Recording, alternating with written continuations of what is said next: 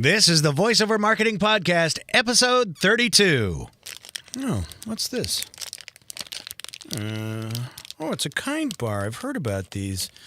I hear they're kind of tasty. Let's try one.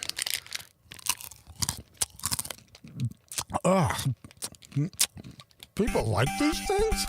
Oh my God, this is so dry. Hello and welcome to this episode of the VoiceOver Marketing Podcast. My name is John Melley, and this is the podcast dedicated to teaching in-depth and advanced marketing strategies for people in the voiceover and audio production professions. My goal is to help you make more money by showing you ways to leverage your time, charge more for your talents, and allow you to spend more time doing the things you want to do in your life. Hey there, it's John. Thanks for spending some time with me today. I do appreciate it. Well, I have a warning for you. My guest today is Marc Graue, and this is probably one of the funniest interviews I've done, and I know for this podcast, but one of the funniest interviews I've ever done. So, a warning. If you listen to this podcast while sipping your morning coffee, you might want to put the coffee aside because you might spit it out all over yourself laughing. Anyway, a lot of funny little things in there. A couple of times had to beep some stuff out there. We try and keep this G family rated because I know some folks listen with the small kids in the room. So try and keep it clean as much as possible. But this was really funny and a lot of great information. So let's get right to the interview. And I've got a few announcements at the end of the episode. Okay? See you there.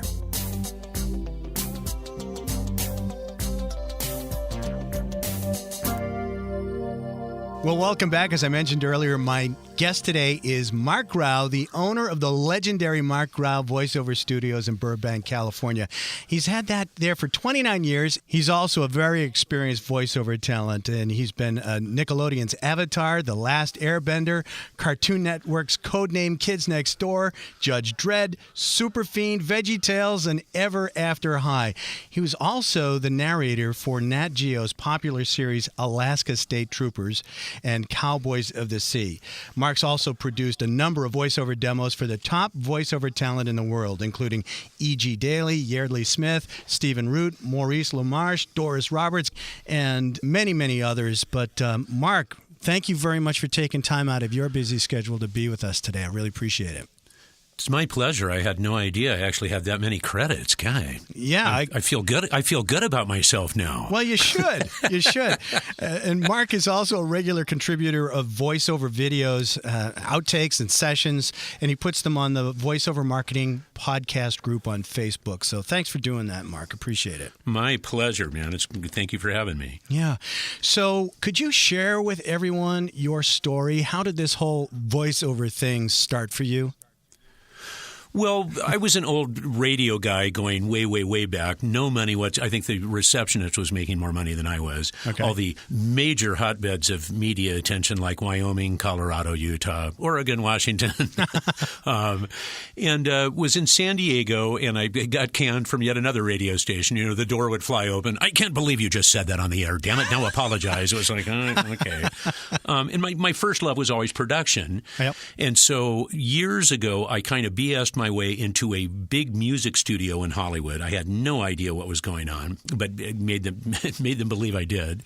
And took over Studio 5 for them, which they wanted to turn into a media studio, doing kind of tying everything together. In other words, like Rod Stewart would come in and do an album, then we do a whole like radio show with him, plus spots, all that kind of stuff. Okay, sure.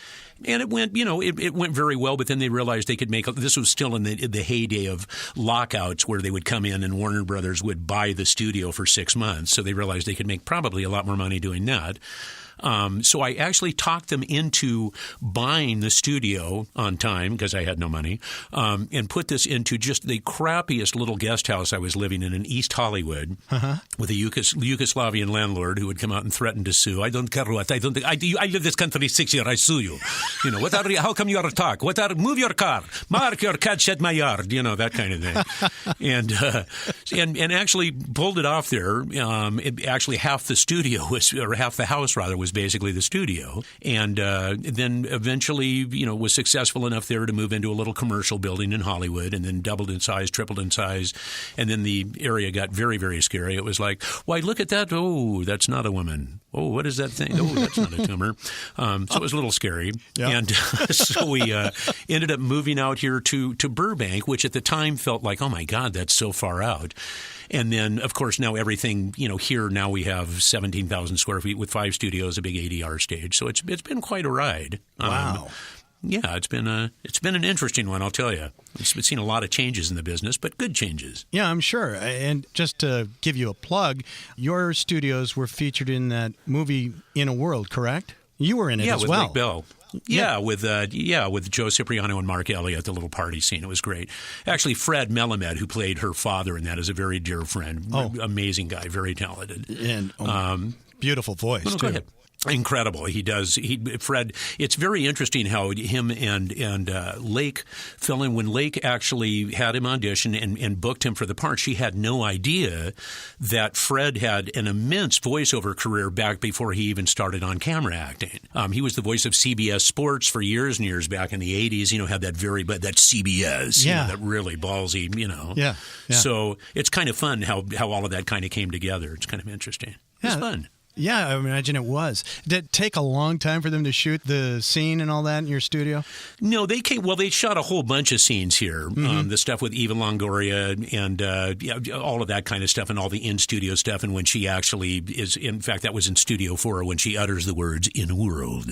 So, no, she was on a very, very tight budget. I mean, Lake is an immensely talented. She wrote that, she produced it, she directed it, starred in it, and it was really a Cinderella story. She took that up to the film festival, which was awesome. She won the top writing prize up there, and lo and behold, Sony picked it up, and it's been kind of a Cinderella story for her. She's a really, really sweet lady, and she's also how I got involved with Lake is she'd been in the studio a few times doing voiceover stuff, and we hit it off. And so when this came up, she thought, I know, I'll shoot it there, which was great. That's great. So how did you move from the producing of what were you actually producing as you started the studios?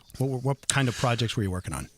Well, probably the first big gig was Van Halen's first album. Oh, wow. And at this point, it was in the music studio, so you had all the hierarchy from Warner Brothers there. The band was there, management.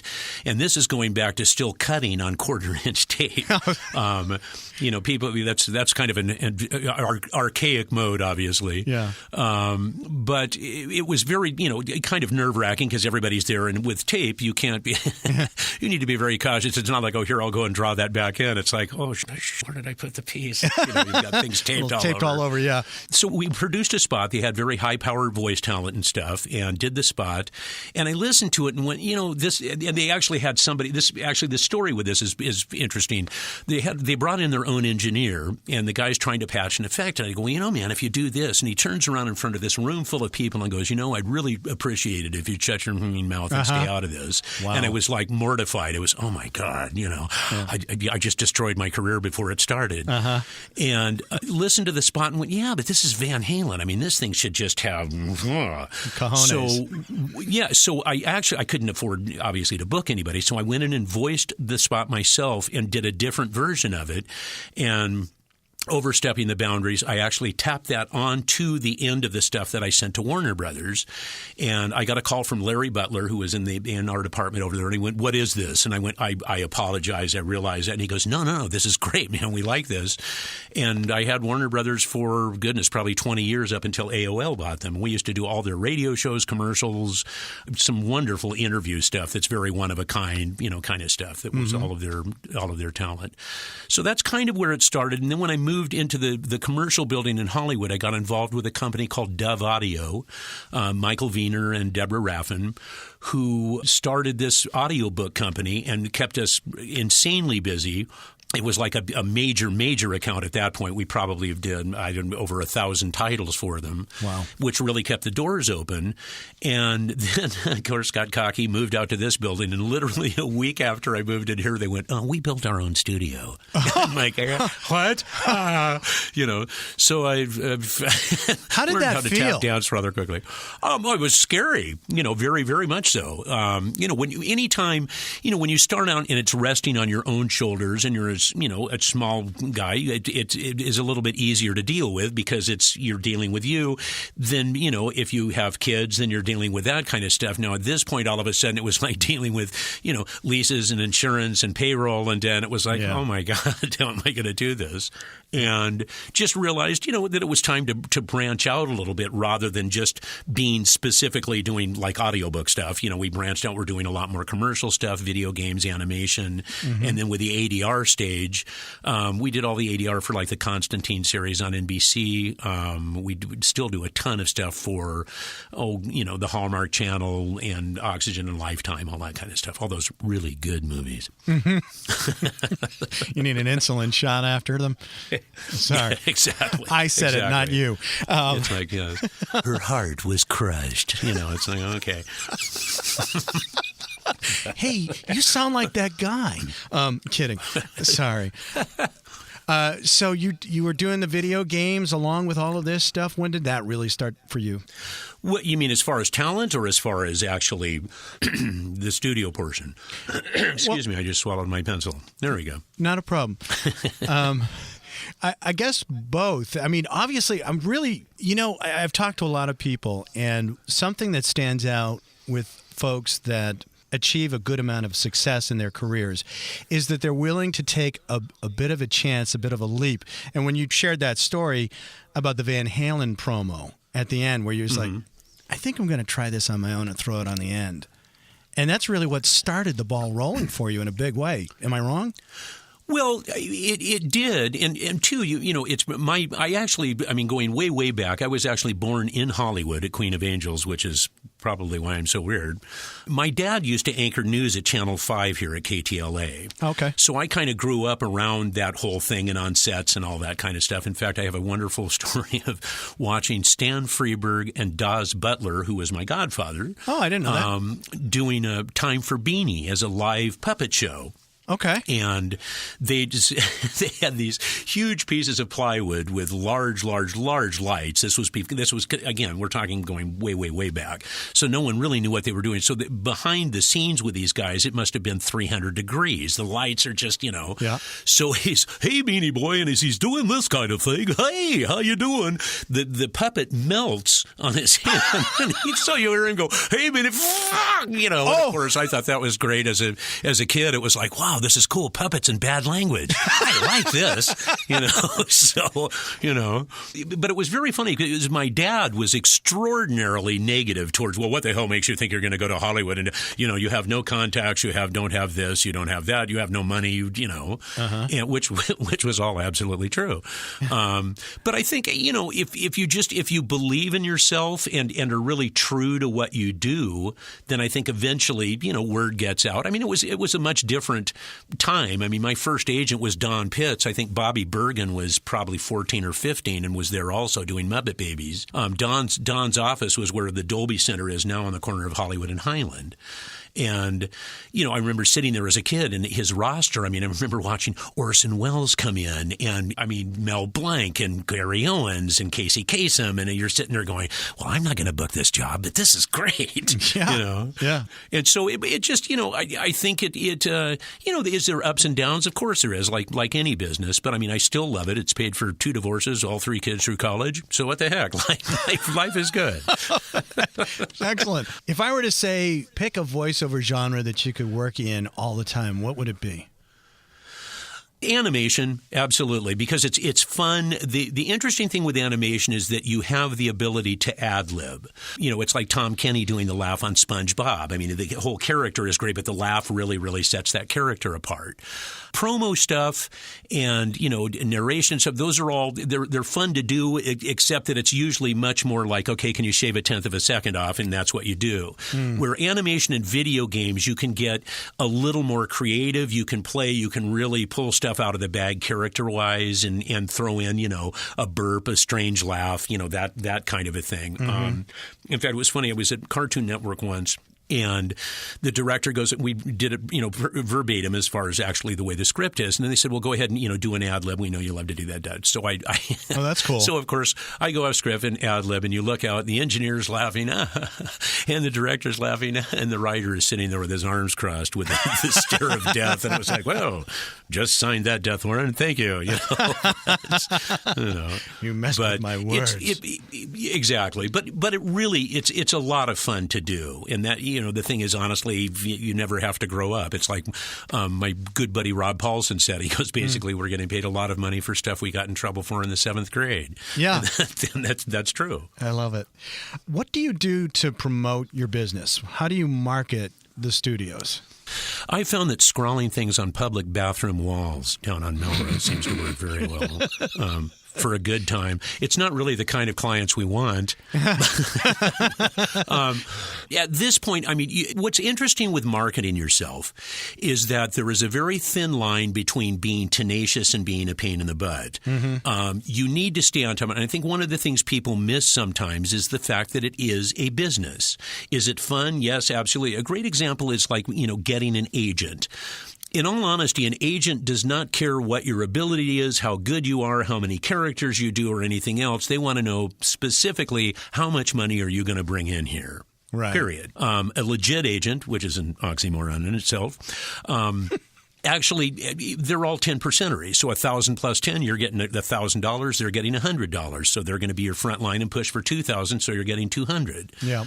So again, the business aspect, you need to look at it realistically. And also, if you're starting out in this, set a value on what you do. If you paint houses, it doesn't matter whether you're, have been doing it 6 months or 30 years. Just because you've been doing it 6 months doesn't, okay, well, I'll go ahead and do it.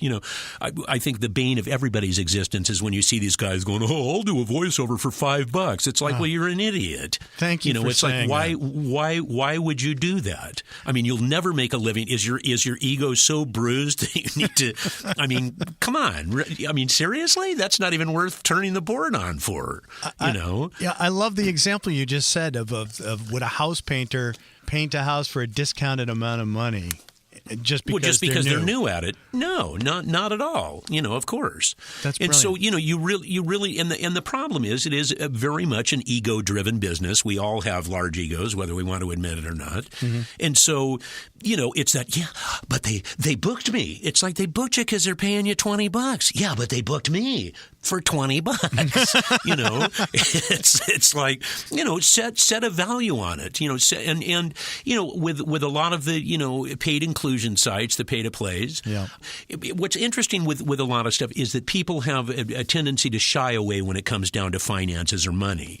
And it's like, so ask a client, have a PayPal account, ask them for 50% up front. And if they balk at that, it's like, well, then obviously it's not like he's going to see Jesus in 30 days and go, you know what, here's all the money. It's obviously there's going to be an issue there. So at least if you're getting half of it up front, at least that will keep you. And as a business here, we've had we've gotten stiffed by some of the best.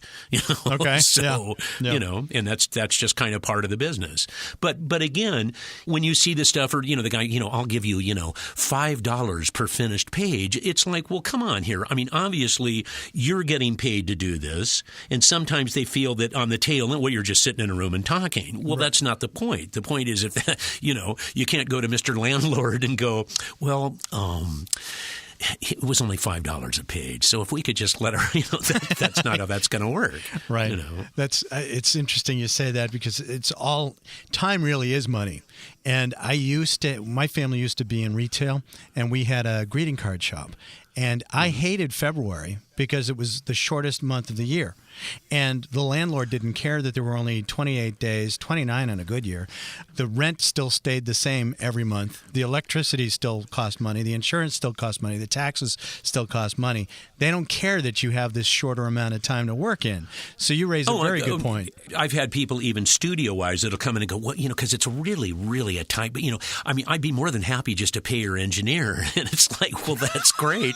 But, there's all the other things that are here as well. Let's see, the telephone, the electricity, the insurance. It just goes on and on and on, and it's like, well, when you're running a facility this size, it's a very, very, very expensive place to keep open. Sure. People assume, Dud, but I can throw a figure out there. It runs us about $40,000 a month to keep the doors open. Wow. So when people go, you charge how much? It's like, well, it's the running gag is, can I just hold on to this for maybe 5 minutes before I give it to someone else so I can at least act like I'm successful? Again, don't get me wrong. Things are fine and things go very, very well and it's great, but you build up to that point. It's like if you're, wanting to get into the voiceover business and get yourself started, don't go in and buy, a Whisper Room and, Pro Tools HD with a Neumann 87 and a Focusrite mic pre. It's like, here's your $30,000 worth of equipment. You're going to be able to sit there and hear those crickets flawlessly. It's like, build into it, build yourself up and slowly but surely get into it. And a lot of the thing too is relationships. One of the things I suggest doing is to get yourself in bed with a studio that's close to wherever you are that does commercial work or animation, video games, whatever it may be.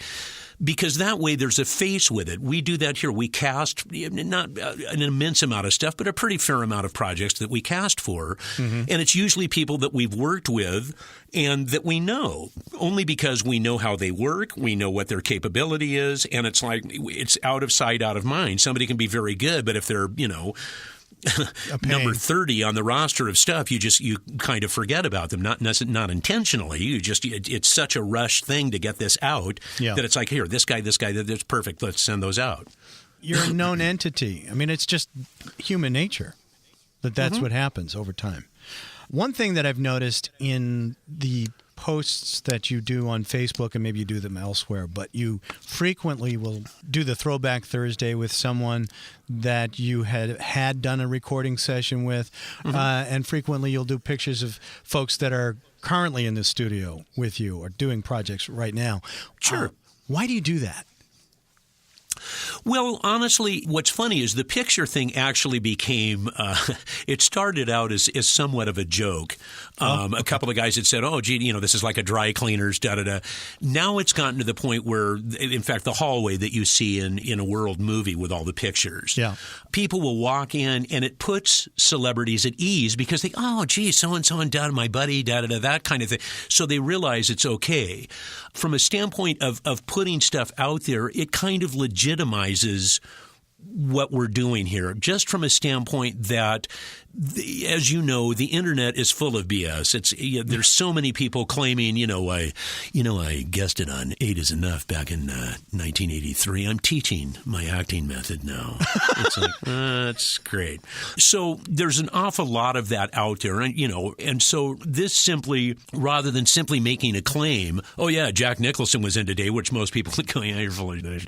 It's like, no, look, there he is. Okay. So, from that standpoint, and we've been very, very fortunate in that respect, in that we've kind of become a go-to place for a lot of those guys, which they feel comfortable here, and that's wonderful. I've noticed that I've been out to LA a few times. I've spent some time at Buzzy's, and they have a lot of autographs on the walls and stuff like that. Oh, yeah. It seems to be a common practice. No, Buzzy's is another one. They've been here forever. They're really. In fact, there was a time when I first started out. It was myself, Buzzy's, and Fred Jones recording, and that was basically kind of. There was a couple of peripheral studios, but that we seemed to be doing the majority of the VO stuff, which was very good. Very cool. I frequently get a lot of questions. Well, it's the same question that I get asked from people getting into voiceover, and they are challenged with the whole concept of reading a script but sounding natural. Do you have any advice that you could share with people on that? I mean, I ask this question a lot of the guests on the show. Well, it's funny. In other words, voiceover, especially commercial work, it seems to go very cyclically, meaning that 20, 25 years ago, everyone was doing that Gary Owens in beautiful downtown Burbank. Then it went from that to that very flat, I got up this morning, saw my wife, got in the car, went to work, got home, had dinner, saw my wife, got up the next day, and it was that very flat, monotone feel. Now it's gone to, again, very much natural read, guy next door, or that Gen X read. Gen X is very much like, I don't give a shit if you buy this. So, there's a lot of that. The iPhone, it's that very aloof kind of thing. A trick that will help you out immensely is take your headphones off if you're reading that kind of a read and just sound natural. Sometimes memorizing a couple of the lines will help you get into that mode. Now, my memory is awful when I'm doing on-camera stuff. It's like, where's my copy? It's like, old VO guy, and especially from radio, it's like you're so used to just grabbing something and doing it, and trying to make sense of it.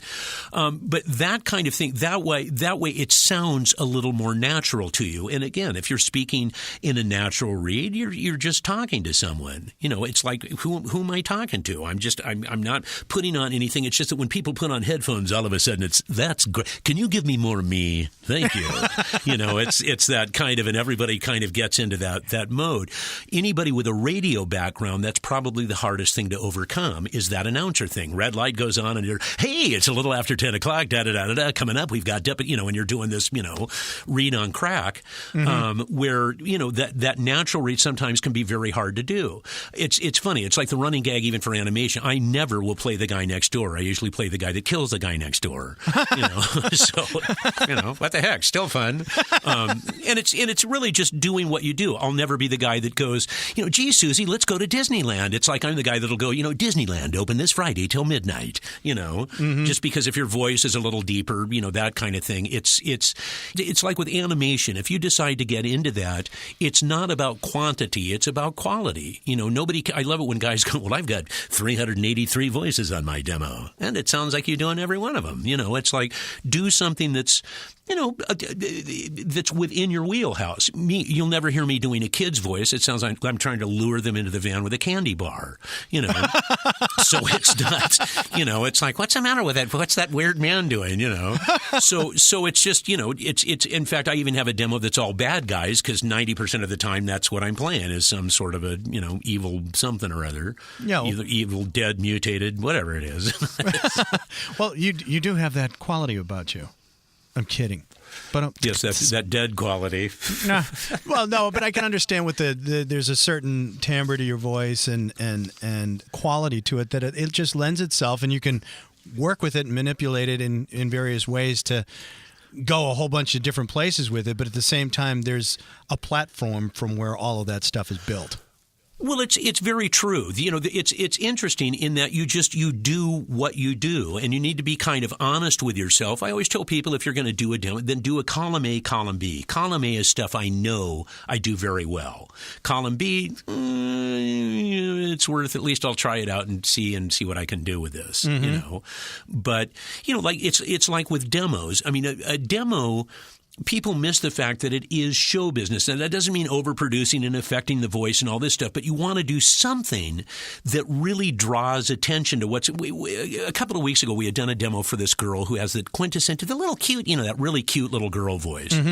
So we did a thing with the music's all tinkly. You hear the door open and she's, good morning, Mr. Tree. And you hear the tree tinkle and she goes, good morning, Mr. Bluebird. And the bluebird goes down and she goes, good morning, Mr. Sunshine. And instead of there's a big thunderclap and she goes, hey, where's my sunshine? And of course we beep it, but you can't help but go, because it's so wrong to what the character contrast would do.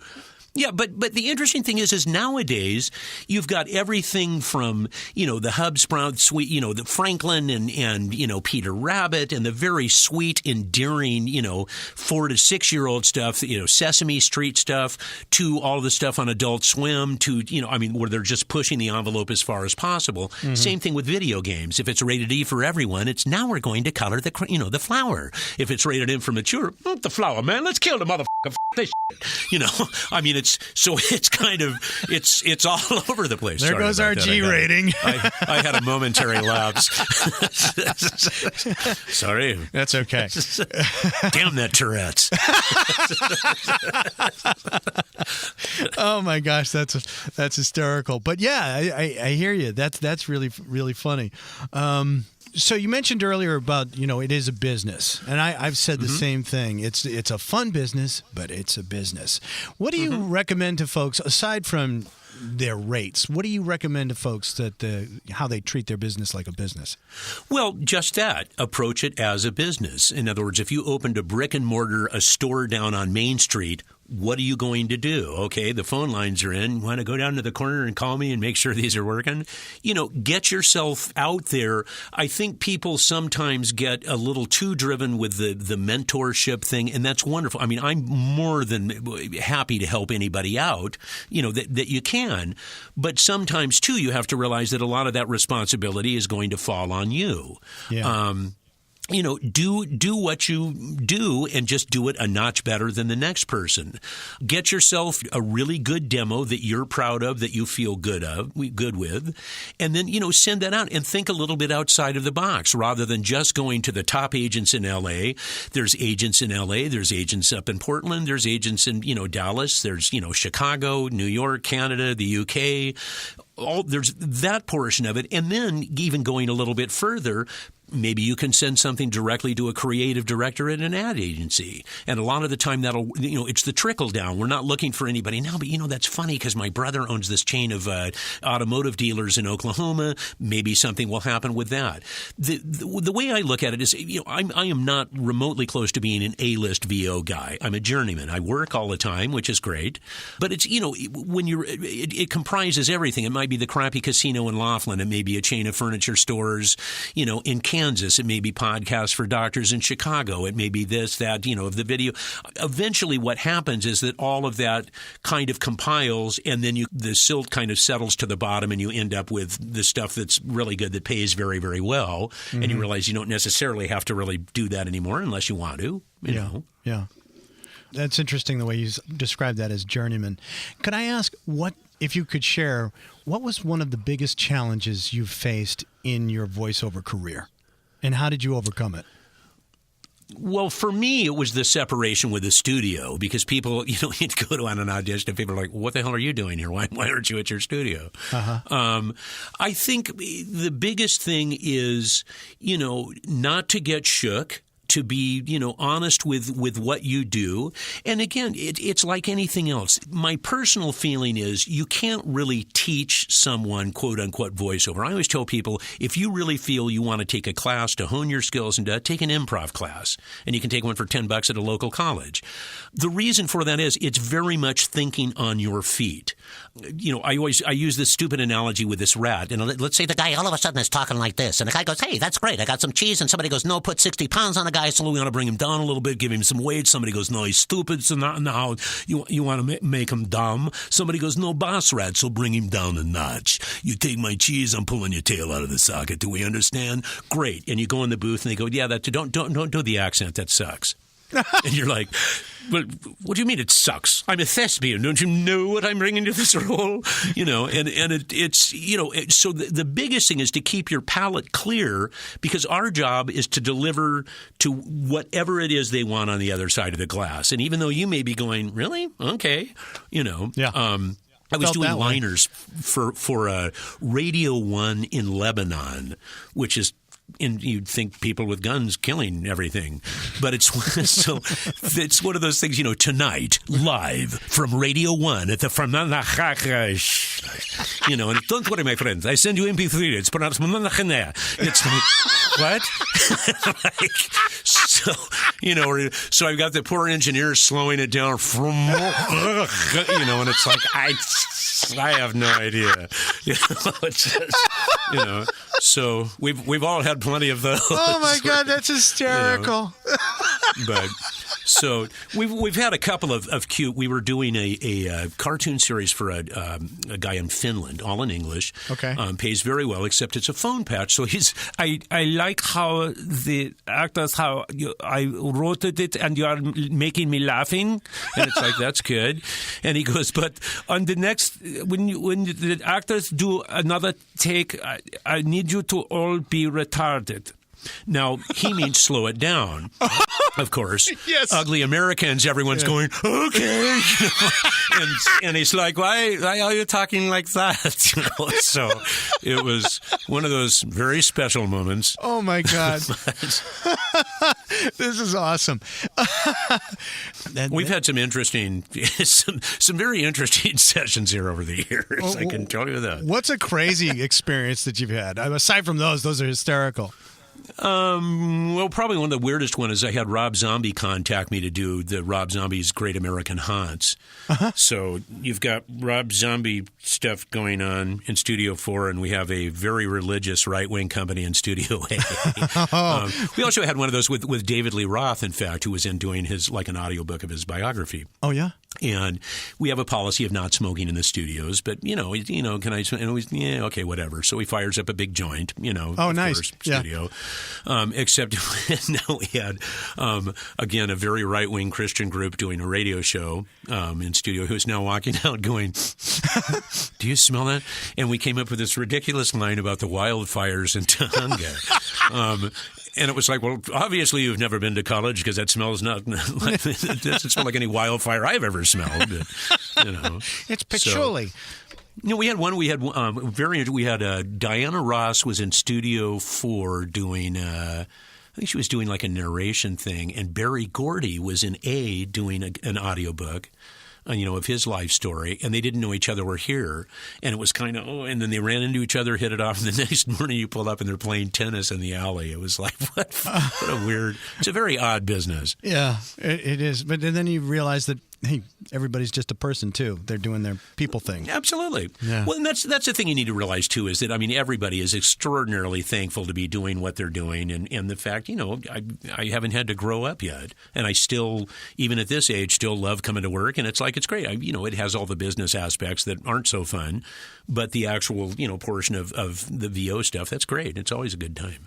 Do you outsource any part of your business in terms of I'm not good at this, I want someone else to handle that?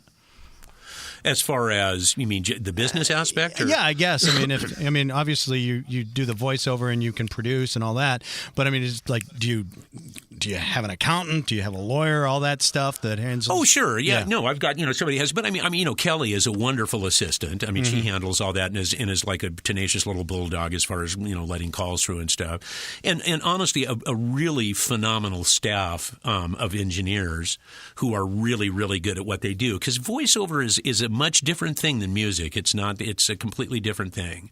As far as music placement and levels and effects and all that kind of stuff. Mm-hmm. But because we have a casting department that we bring in other talent. Absolutely. I've never been one to go, well, here it's starring me. No, not at all. It's sure. Like, I don't do that. Let's spread it around a little bit. Absolutely.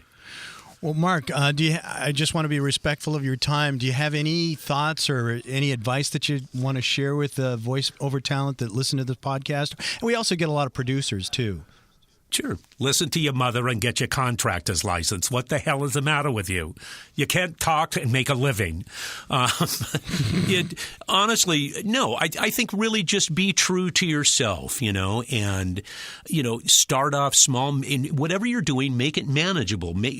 Keep the size and everything under control so that you don't lose the fact that it's fun and you're having a good time. Because if it becomes cumbersome and you're like, oh, my God, and it's driving you into the ground, well, then you've lost that spark, and then it's not fun to do, and that's going to reflect obviously in business overall. Really, enjoy the ride, and feel free to. I'm very much open book. If anybody ever wants to call, or I get calls and emails and stuff all every day from people asking stuff, and I'm more than happy to try and answer questions, and if not, I'll lie to you and act like I do.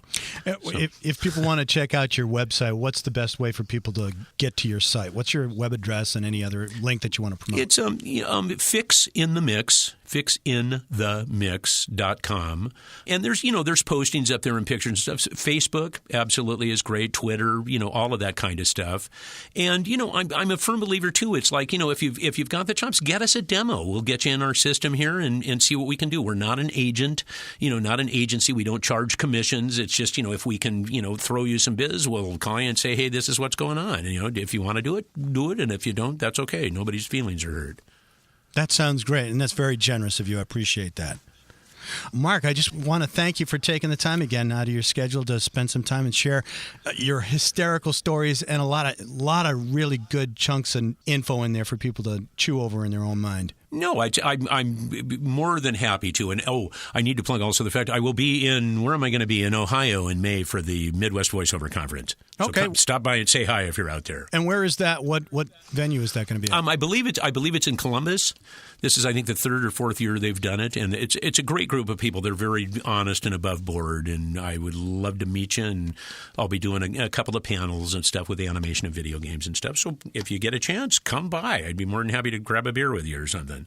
Sounds great. Marc, thanks again. My pleasure, man. Thanks very much for having me. And hopefully you can set your sights higher next time. I understand. Wasn't that fun? And I loved how he just went from character to character to character. I mean, the facility with which he moves from character to character is really impressive. And, of course, that's why he does what he does. But some really good information there. Next week, my guest is none other than the vivacious, talented, and extremely funny Jody Adler. And we're going to be talking to her about her new book, Auntie Jody, and how she developed that character and some other cool things about how she markets her voiceover business. I want to thank you all for listening. As of this recording, we have had 23,643 downloads of all the episodes of the Voiceover Marketing Podcast. Thank you. 70 different countries around the world. Lots of great stuff. A lot of wonderful comments and wonderful feedback. If you are so inclined, it would be wonderful if you could go to iTunes and rate the podcast. It helps keep the podcast up at the top of the list for people searching under voiceover. That's how we find a lot of listeners. So if you find value in it, I know others will too. And thank you for sharing your comments. If there's something that you want to hear, if there's a way you think that the show could be improved, please send me a message. Use the SpeakPipe app on the website at voiceovermarketingpodcast.com. You can leave me a recorded voicemail. You do it right through your computer. It's totally free. So please go ahead and do that. I would love to hear from you. Any ideas for upcoming episodes, please feel free to share those with me as well. So more stuff coming. I hope you're doing well. Spring is almost here, and I can't wait. Please do me a favor. Please do not text and drive. Stay safe, and I'll talk to you next week. Our program originates in the Boston studios. We hope you'll join us again. Until then, we bid you au revoir, keep your chin up, and the best of luck. Well, that's it for this episode of the Voiceover Marketing Podcast. If you like this podcast, please subscribe to it at voiceovermarketingpodcast.com so you'll get notices of new episodes, and please share it with your friends and colleagues in the voiceover world. Also, it would be a huge help if you'd like this podcast and rate it on iTunes to help keep it near the top of the list. Feel free to share your comments and questions about this episode and future topics you'd like discussed at voiceovermarketingpodcast.com. And if you'd like more information on one-on-one coaching with me and mastermind group opportunities where we focus on growing your business, feel free to drop me a line at my cyber assistant's email address at mike@johnmelley.com. Thanks for listening. Now go out there and share your voice with the world.